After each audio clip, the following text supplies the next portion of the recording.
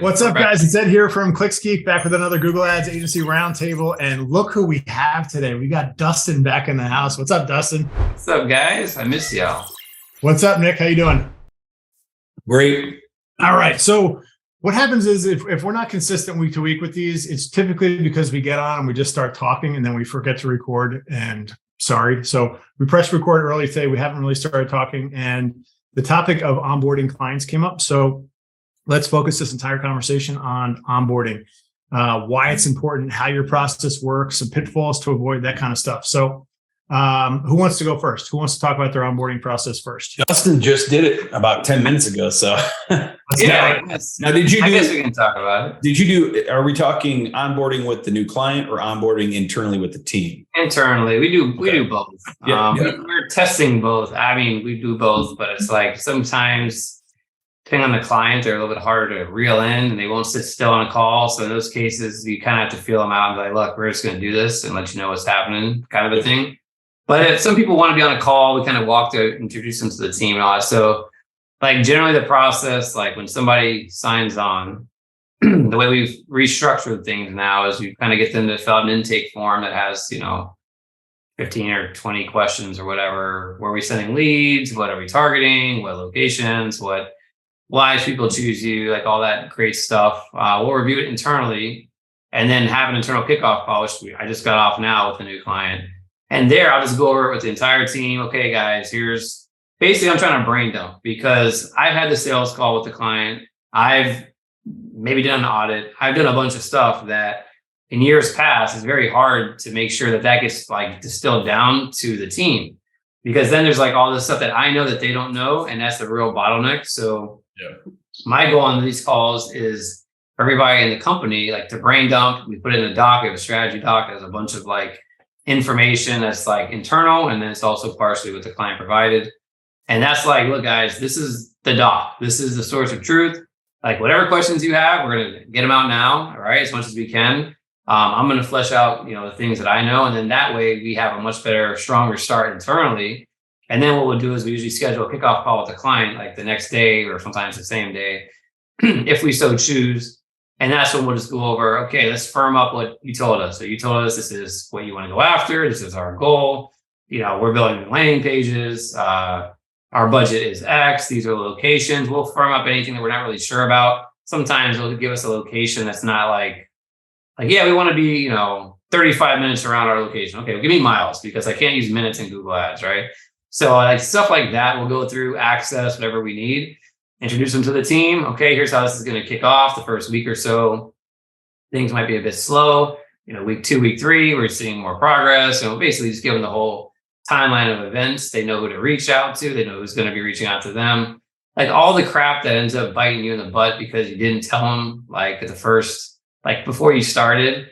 I found this is way better. And just people appreciate it too. They get to know you, get to know the team. So I mean, that's basically how we're doing it these days. And I feel like, I enjoy, we're on a video call. We don't do the whole hide behind the freaking phone, which nothing wrong with that. But I like to try to get on, FaceTime with people if we can and have the team do the same thing. And we just kind of talk through a bunch of stuff. So long answer. I like it. Nick, how about you? It is always a work in progress. So anybody that says they have onboarding nailed down, they're wrong, because onboarding 3 years ago is completely different with the advent of everybody being able to Zoom, right? Like now everybody can Zoom. And I agree with Dustin. It can completely changes your relationship with that client to be able to get on Zoom. Most clients are okay with being on Zoom or used to it. Working in the real estate industry, people are a lot more personable and want to have that relationship. So what we do is when somebody does a sales call with myself or the other Nick in the office, we're taking notes and putting those notes into ClickUp. As soon as they decide to sign up and fill out the worksheet, then they go into that onboarding phase where they set a time to onboard. And then we're taking that onboarding and having Lana in our office do those onboarding. So I don't do them. It's Lana and whoever their account managers are going to be. So if they're doing just Google Ads, then it's just going to be one of the account managers for that. If it's Google Ads, social media, YouTube, all that, then there's more people on that call. But essentially, she manages the call. She controls the conversation. It is recorded so they can have it, and we put it in their file so we can refer back to it. So once we do that onboarding, it's a number of questions on there. It's hey, what do you have questions for this or this? She actually, and this is something that we recently implemented, is she will actually connect up to all of their accounts, which is an absolute, rhymes with duck, mind duck, to have to do that, because people don't understand how to connect their Facebook. Facebook makes it the most convoluted way to make those connections happen. So she literally goes through, walks them through it, and will, as far as even take control of their computer on Zoom if they need it. They say, hey, I don't know how to do this for me. But that all gets done, and that cuts down that onboarding time so fast. And it helps again with the relationship. It helps with them getting their questions answered. They're kind of on the fence about stuff. The other thing that we've implemented in the last month, in 2023, is as soon as we're done with that onboarding call, we collect that credit card and let them know it starts now. Now, that might sound common, but with us, we don't do contracts and we don't do setup fees. So we would sit there and have 10 people in onboarding, and because they're not pot committed, they would never do anything. Or they would just be like, yeah, I'll get to it. Yeah, I'll get to it. I'll tell you what, once you take their credit card and that meter starts, they jump on it. And Ed knows that because I'm doing stuff with their video guys, and look, they took the credit card, and that's where I got that idea. Thanks, Ed, is that, hey, there's not really a contract, but at the same time, if I'm already pot committed with my money going out of my account and into somebody else's pocket, I'm a lot more motivated to get this thing going. And again, my employees were concerned that it would hurt relationships if we did that. It has done nothing but the opposite. It's solidified relationships, lets them know that we are open and attentive to what their needs are, and saying, hey, we'll take care of everything. But onboarding is a massive level of importance, because they're taking a flyer on you. There's a lot of bad marketing solutions out there. There's a lot of people that will give you a bait and switch, but until you don't worry, we have it. But when you bring that level of professionalism on those onboardings, and you have a personal call, and like said, Dustin, not hide behind a phone or just a fully automated system, I think it really levels you up and lets them know that they can reach out to you. They feel comfortable talking to you. And they know, where things go from there. It's awesome. There's so much good stuff in there between the two of you guys. So I'll tell you a funny story. Before we had any employees, it was just me and Rob. Inevitably, so let's say we did 12 onboards a month. Inevitably, 2 or 3 of them, I will have forgotten to get access into the account. Rob would have, like, when Rob focuses on something, he focuses until the task is done. So the fact that he wouldn't have access and would have to break from that and wait for access, he used to go nuts. He hated it. And part of that got us into documenting checklists of it. So checklist for me, checklist for him, checklist to launch. And one other thing that came up when Nick was talking, and Dustin, when you were saying video, I want all of the pieces of the onboard, I want documented in writing from the client to us, because it's shocking how many times people spell their email incorrectly or give you the wrong phone number. And that needs to come from them. It can't be an internal error that we have. We want the ability to copy and paste as opposed to write something down, because numbers get transposed. And if the person sending it to you and it's their own phone number can still make those mistakes, it's going to happen internally. So that was a big thing. And you could ask me how I've paid out lots of money for those errors to write, the ships that were wrong. Another thing I'm going to throw in there is, okay, so our process is Justin, our director of sales, closes the sale.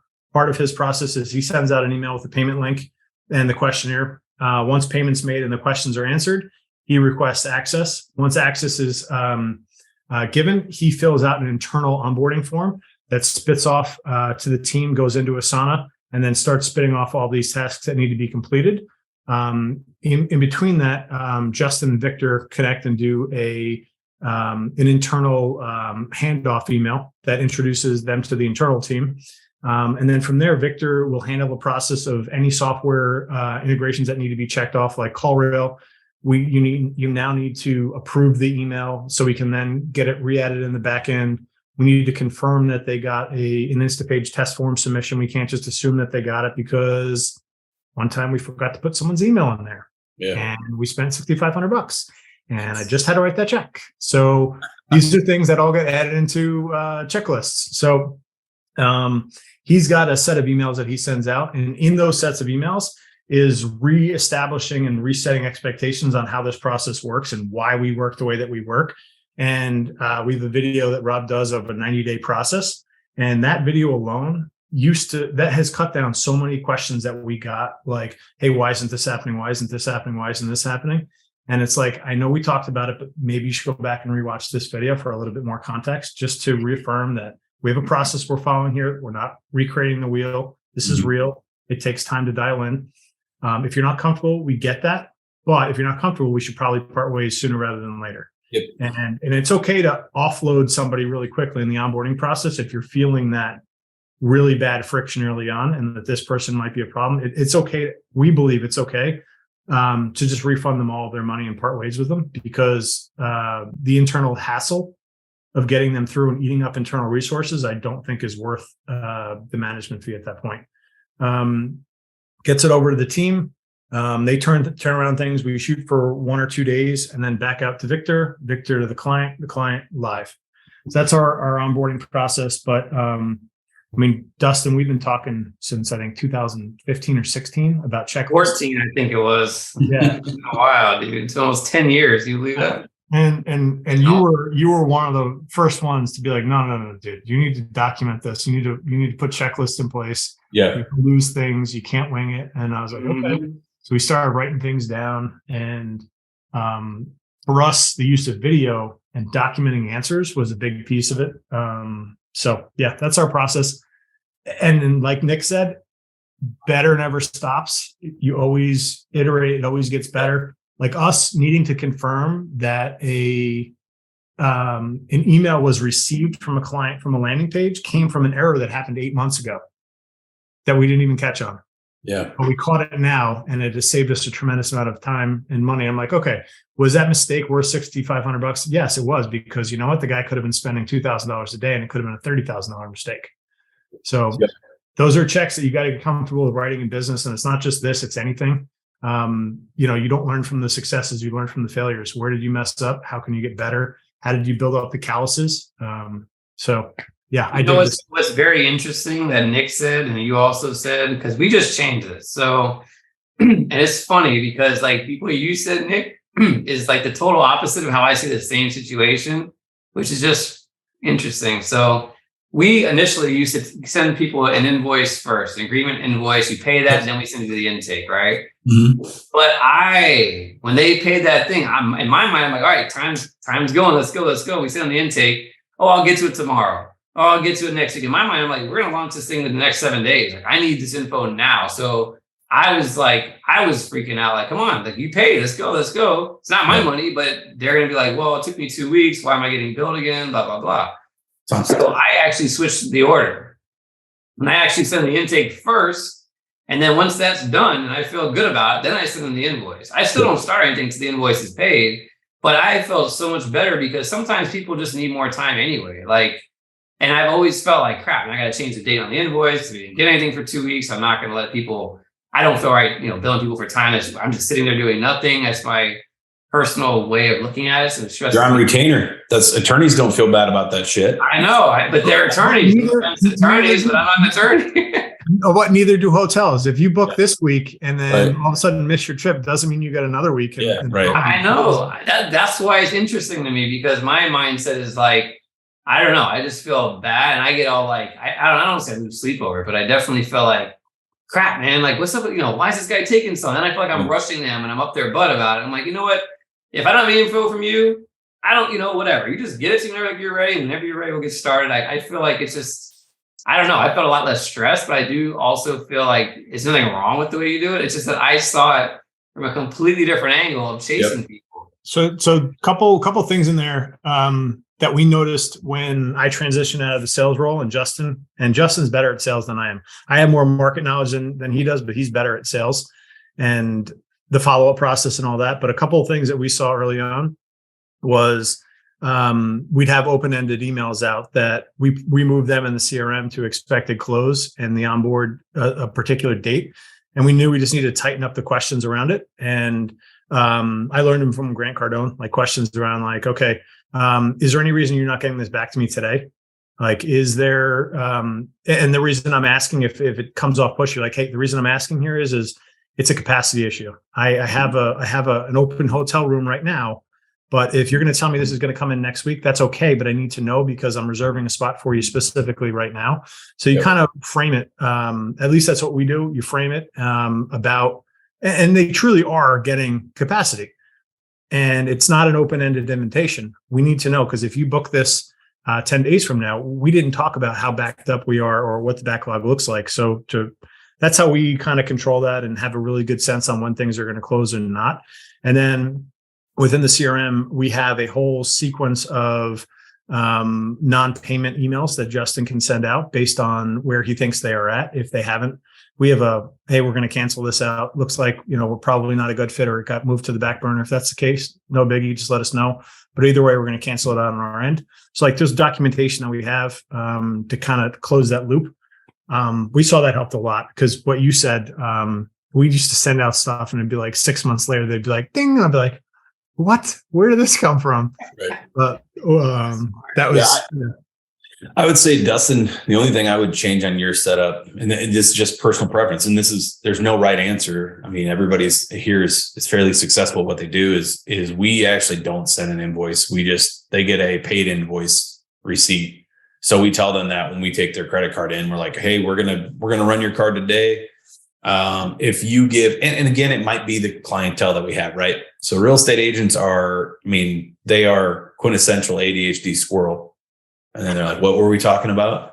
And it takes one to know one, but like you'll have somebody be like, hey, how come we haven't started? I'm like, well, you haven't paid your bill. Oh, did you send me an invoice? Yeah, I sent it 3 weeks ago. Oh, well, I can pay that today. Can you take a card? Yes, we can. So just putting that in the onboarding, it's never them not wanting to pay. It's 99% of the time of them being like, hey, I completely forgot. I apologize. Right. But then, of course, my employees are like, well, what if? I'm like, there's always exceptions to the rule. The client says, we don't want to get started. Like we're talking to somebody on February 9th and we do that onboarding and they're saying, can we start on the 1st? Or my contract with the old company starts on the 1st. And yep, we'll run your card now.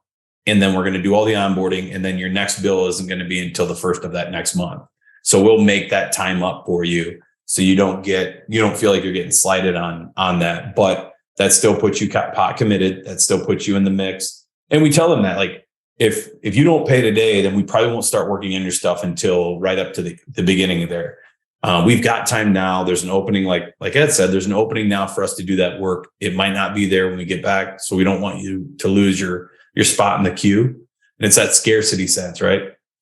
But so far so good. Again, it might change. We're going to change we're changing our contact us page and getting that set up based off of what Josh Nelson does.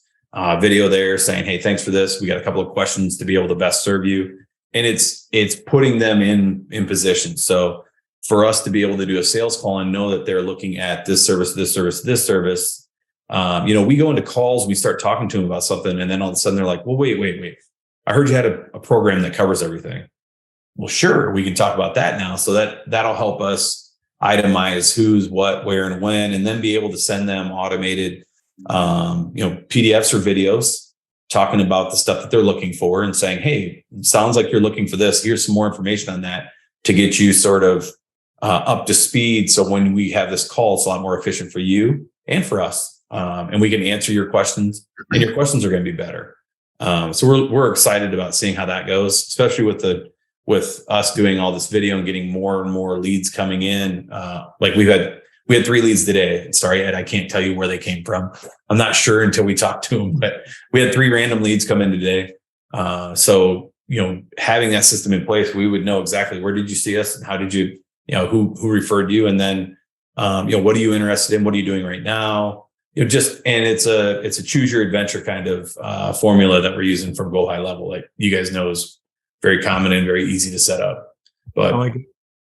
I would say, sorry, I was just going to say real quick, like with the payment stuff and the questions and all that, like one of the things in onboarding that I'm learning is, the balance between asking too much information in the onboarding intake and all that stuff and not asking for enough. Because one of the things that I try to focus on for our team is I don't want to have to email or bother the client more than necessary. Right. And this happens when you nickel and dime them for information because your team did not do a good enough job QAing the information. So that's like another huge area for the customer experience that really sucks for people is when you're a busy business owner or whatever. And this guy's like, hey, do you have this? Yeah, okay. An hour later, hey, do you have that? An hour later, hey, can you share that? Like that drives me freaking crazy. Yeah. So I think that's another thing is really figuring out what you're going to need, do that part of that work internally. And that's why we have our meeting too. We have an items needed list and a ClickUp doc that the client can see as well. And if they want to go in there and mark stuff off or whatever, because we used to do it by email and it's like, well, we sent 5 emails that all ask for different crap. They don't remember what we got, didn't get. I mean, I don't even remember. So how the heck are they going to remember, right? So we did that. That helped out a bit too. And then the whole company, we know, okay, what do we need from the client? It lives in this doc. I don't have to be like, hey, do you remember this? You remember that? What about this? What about that? And Right. we all have a centralized place to put it. So that's something else I want to add in there that could be helpful for people. I like it.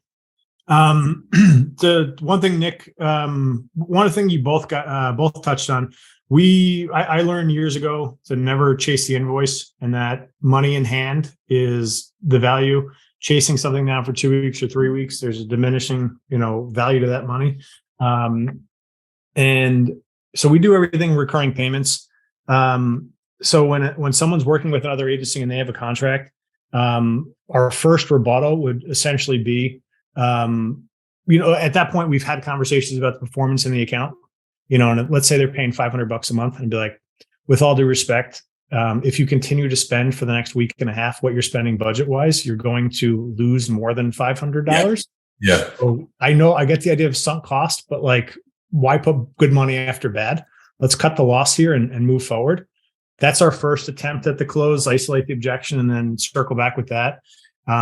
We'd also probably roll in if it's someone we really want to work with and they're really cash flow tighter and they're tied into a contract. We might do something where it's a $1 trial to get their card on file, find out the exact day that the next payment is due and make it. So let's say it's 13 days from now, $1 today, and then 13 days, the full management hits. This way they're committed to card on file to roll right into it. And then we're comfortable at least building things out to get them ready to launch when they're ready to go.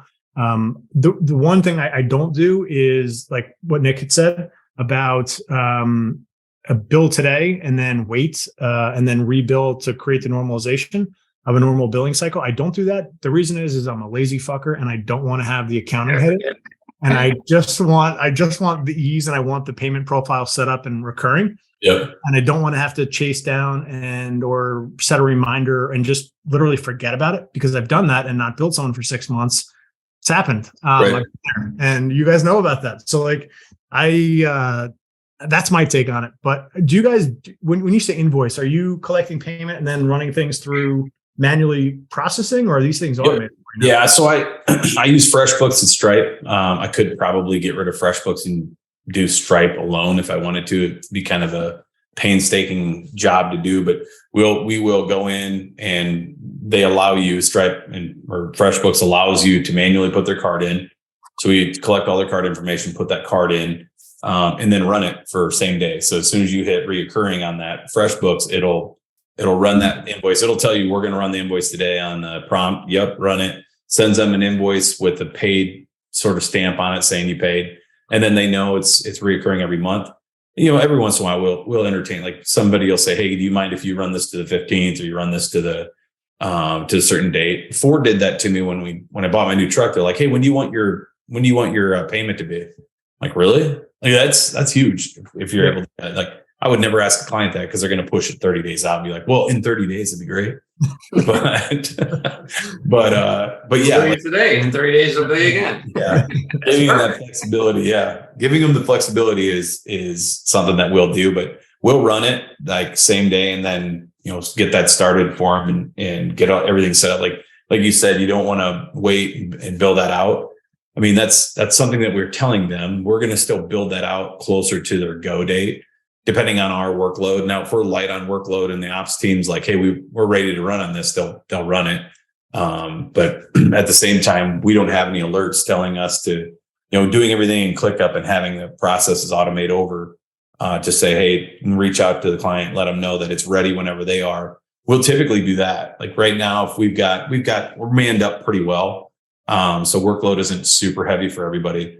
Whereas we'll build that out as soon as we can. And then we'll send a message and be like, hey, you're good to go whenever, if you want to get it started today or tomorrow. And half the time they'll come out and be like, yeah, let's go.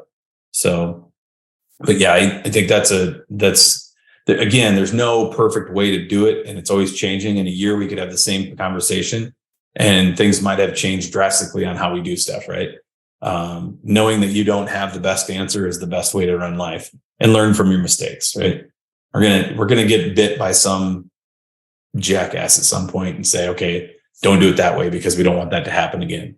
But yeah, we've had it. God, I don't even want to talk about how many countless times I've had it where I haven't billed somebody for 6 or 10 months. And then the person has and then we have receipts in our ticket system of them being like, dude, I just got this giant deal. I just got this deal, doing great money. And you go back and be like, hey, I'm charging you $500 a month times 10 months. It's $500 or $5,000. He's like, oh, I can't afford that. Like, wait, but here's the kicker. I'm going to turn your stuff off. And then, we're not going to be working with each other anymore. We've had it a couple times where somebody has had the nerve to come back and be like, hey, really want to get started with you again. Like, hey, it's all the same employees and the owner's still the same owner. And like, you're not invited back unless you have a really good down payment on this. Like, okay, so it's $5,000 down, $500 a month. Like, no, you're not coming back, man. A bunch of them are cool with it, and I'll slide them. I've always slid them a discount, saying, I know this is kind of a kick in the pocketbook. I'll do just double pay for 10 months, or if you pay up front, I'll give you a hefty discount on it because it's lost money for us if we get nothing. If we have somebody jump and say, no, I'm not going to pay that, but they know. I mean, they know they're not getting billed by us, right? They know, but they know. But my take on this, because I've done this several times, it's our fuck up. It's our fuck up, and it's how you own stuff. Yep. And we just had a client, and their CPL was out of control, hundreds of percent higher than it should have been, and it went on for longer than it should have, and it should have been escalated up the flagpole, and it wasn't. And I called the client. I was like, "Listen, this is 100% on us. This should have been escalated way, way, way before you reached out and told us this." And I was like, to be honest with you, I don't feel comfortable taking any of the money you've paid us so far. So we refunded his money. And I said, at some point in the future, if you'd like to start paying your management again, you can, because this is all on us. I was like, in doing so, you're making our process stronger and making us a better company, as cliche as that sounds, but it added things to our checklist that we have now different review processes to, create better quality control. That's our fault. We fucked up. And, I think some of it's just how you deal with the mistakes and then how you talk to clients about it. That's the tough part. Those are those awkward conversations no one likes, but like some people just like when you're real and transparent with them and let them know you messed up. And everybody likes that. Yeah. I don't know a single person is like, no, don't be transparent with me. I don't want to know the truth. Everybody wants the truth, right? We all want the truth. So until they get the truth. They may not like the truth.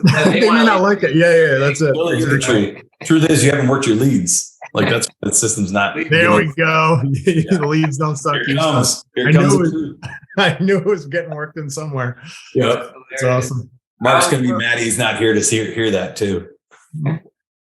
I was going to say for us, I mean, we use FreshBooks, like you said, as well. When I say send an invoice, it's just we send the very first one and it's auto pay after that. But I mean, I'm not chasing anybody every month for an invoice. Everybody's on automatic billing. There's a few clients that mail in checks, usually because they're larger and I trust them. And, I'm not worried about, oh my God, it's the day of, and where's that check? It'll get there in a couple of days or whatever. So there's really, we don't carry any receivables. We don't get stuck, thankfully, with any kind of, have to follow up on anything like that. So we're really good. And I'm thankful for that. But I think the big thing for me was just I don't know. I don't want to change dates on crap. I don't want to freaking move stuff around. Like you said, Ed, I'm kind of in the middle of both of you guys. Like, yeah, we could do it, but I hate it and I forget. And it's like, oh crap, I paused it. I should have re-enabled it. Happens all the time. And I'm like, no, if I just listen, when you're freaking ready, like I don't, you just pay your bill and then we will get the ball rolling. Like that's when we're going to start. And honestly, it's fine because people just get weird. Sometimes they fall off and get busy. I'm one of those people. So I feel for them. I'm like, it's fine. Just pay your bill whenever you're ready. And I have all the info. And once I know that bill is paid, then we'll start things. Until that time, your clock ain't ticking. That's it. Yeah. There's no harm, no foul. I just feel so much better about it. Honestly, I don't know why. I just do. I'm with you. I always, you said something that made me think about like how blessed we are to be in a recurring revenue model. Oh God. Not have to chase receivables. It's so attractive that it's just like the thought of having an accounts receivable nut that's like pretty significant out 90 days or whatever it is so unappealing to me. And I wake up some days and I'm so thankful that I'm in a recurring revenue model. And I just feel the need to tell you guys that. So if you're watching this and you're thinking about starting an agency, or if you're running an agency, just stick with recurring revenue and your life will be easier. When you go to sell your business, there's always higher multiples with recurring revenue businesses than in a project-based scenario. So it's one of the things I'm thankful for in my life. The biggest thing is that reoccurring revenue does. And if you build it the way kind of like we did, I mean, there's some people in some groups that we're in that you see they have a client that takes a lion's share of their revenue. And they're like, they give you the rundown. You're like, that's a red flag. I'd fire that client. Well, that client's 90% of my income. Like that, you have a job. You do not have a business at that point. But like we've had several clients come to us and try to hold that over our head, thinking that we're chasing deals, saying, well, you really need my business. And I point out to them, I have 150 clients. You're on the lowest of the bottom, like pay scale. We treat all you guys the same, but your $500 a month is a blip on the screen if you're gone, because guess what? There's somebody in your market that wants to do this as well. So instead of trying to hold this scarcity thing over top of my head, like be an adult and ask politely for what you're looking for or what you expect. Because we'll have that. Well, you're always going to have somebody who's like, well, I'm the most important person in the world. Well, the world I live in, and I'm really popular in this market. I'm like, okay, cool. Well, what you need me? I'm like, no, we don't. With a recurring revenue, you don't need anybody. You need to get off that phone and not talk to that person anymore. And if you set that, I mean, I'll never forget. I had a guy call me and say, why should I work with you? I'm like, I have no idea. It's like, well, I'm told I have to talk to you. I'm like, well, there you go. There's your answer. You came to me. I didn't come searching for you. I didn't do any marketing to pick you up. I go, you were told by your peers that you needed to talk to me, and you decided to tell me you were more important than anybody else in the world. I go, I don't feel like we're a good fit. And he, wait. Let me start over. I really need help with this, and this. I'm like, okay, now we're talking. Like, but don't tell me that you're going to be, I go, you're telling me you're a red flag. If I came to you and tried to buy a house from you, would you work with me if I showed up and said that? And he's like, hell no. Like, come on, man. Like, figure it out. Mm-hmm. Yep. Yeah. I tell you what, that's the best thing about having clients already. Like when you're new, kind of sometimes you get desperate, but when you have clients and you don't really care if you close the deal or not, it is the best feeling in the world. And I'm like you, man. If I have to prove myself to you, I already don't want to work with you. I mean, I understand people can be skeptical, and I definitely appreciate that. I'm just talking about there's people that are just rude about it. They're like jerks about it. They act like they're going to change your life if they become a client. Right. Yeah. I don't want to deal with that mindset. I mean, it's more like we're work on this thing together, right? You're bringing something to the table, kind of. You have a business, you have money, we have skills, and we have a team. And those two things together can do really well. But if you think you're bringing something to the table that's helping, beyond that, I think that's where it gets a little weird. I'm like, I'd love to tell people, I don't think it's going to work. Same thing as you. It's like, I'd love to take it away. And usually if they really want to work with you, they'll follow up. And if it's like, okay, I get it, then we can mend ways. But I've had that happen. It was a real estate agent too. Yep. I remember I had to fire him 3 times. And he's just like, kept apologizing. And he's like, sorry, I just had to work on. I'm like, listen, that's it. There's no more. This is the last time. Right. And eventually we just parted ways. But I'm just like, good Lord. Like, Yep. how do you deal with people like that? You think you're so important and they should bow down to you. I'm like, you're not gonna talk to me like that or my team, especially not my team. Like, Right. like, because that's not fair to them. They have to just deal with it. And I don't think it's right to bring that into the business. So I think that's a great point, Dustin, is we're sitting here telling everybody how we feel things should be run as a digital agency 10, 15, 20 years maybe into our life cycle of this. We did fuck up and do that when we were younger. We did chase that dollar. We did bend over backwards. Yeah. We gave out free this and free that. And then the value of free to those clients is nothing. It's zero. So as soon as you get done with your free trial or $150 for the first 3 months, you come back and be like, yeah, they didn't work the leads. They didn't care about the leads. They didn't even pay attention to your system because it didn't cost them anything. And then they're coming back and being like, you want to charge me what now? I mean, I'm guilty of that. I know you guys are guilty of that. Like, so when we're telling people, if you're watching this and you're just starting your agency, you're going to have to do some stuff at the beginning potentially, but stick to your guns. Like, only do things. If that person is a very thoughtful human and it seems like a good person, and this might backfire on you, it might not. It's okay to give them something and show them. And we do this. We do this anytime we open up a new solution. Like when we started doing YouTube ads, we went to our top clients that were asking for it and say, hey, we're going to do this for free for the first few months to show you what it's like. We're also going to be testing with your system so we don't want to charge you. So after 4 or 5 clients of doing that, we were able to go to all the rest of the clients and to all the new clients come in and be like, yeah, we charge this for it. There's nothing free anymore because we've already tested it. Now we will have clients line up and tell us, hey, if you're testing this or testing that, we want to be on the front line for that, because they know A, that we're going to do our best, and B, they don't have to pay for that testing, right? They're going to pay for the ad spend, but they don't have to pay for us to test out a new solution. But at the same time, like when clients come in demanding a discount or something cheap, they're not the clients you want. There's more people out there. Yep. You both nailed it, especially Nick, with your comment about the difference between career. Someone starting out, like, you're in survival mode. You have to get to that $10,000 a month recurring revenue as fast as you possibly can.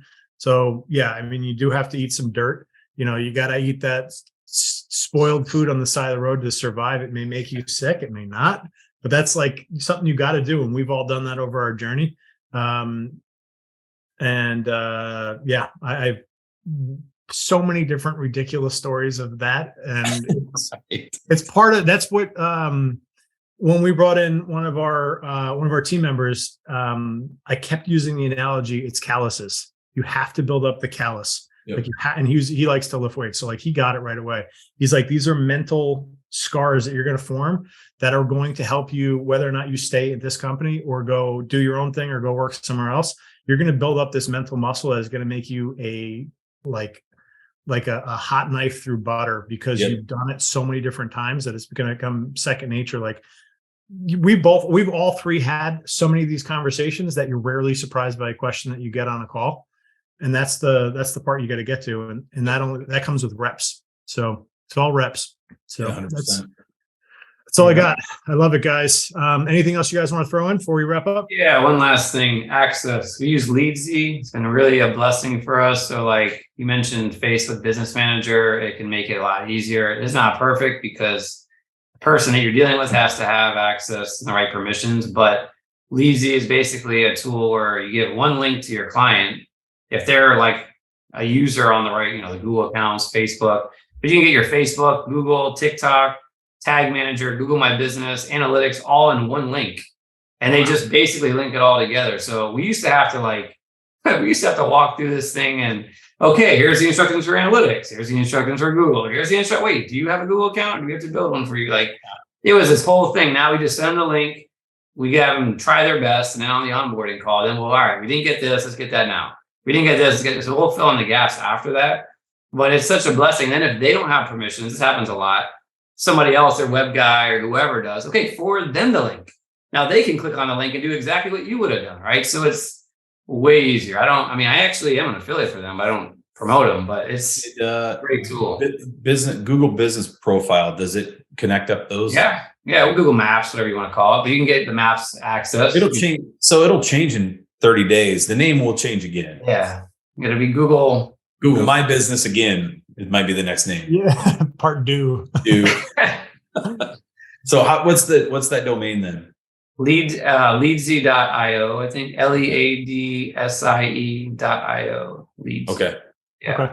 That thing has been freaking awesome, man. So, and it could be put on a page. It doesn't have to be just a link. It could be like you can embed it on a page or whatever Nice. too. So, yeah. And I would say once Ed posts this, put your affiliate link into the. I don't know. Ed's probably gonna be an affiliate after this. Comments below. Yeah. Do you have an affiliate link for it?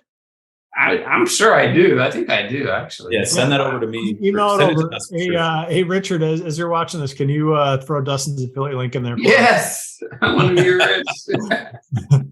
All right, gentlemen. I'm gonna stop the recording. Hang on one sec.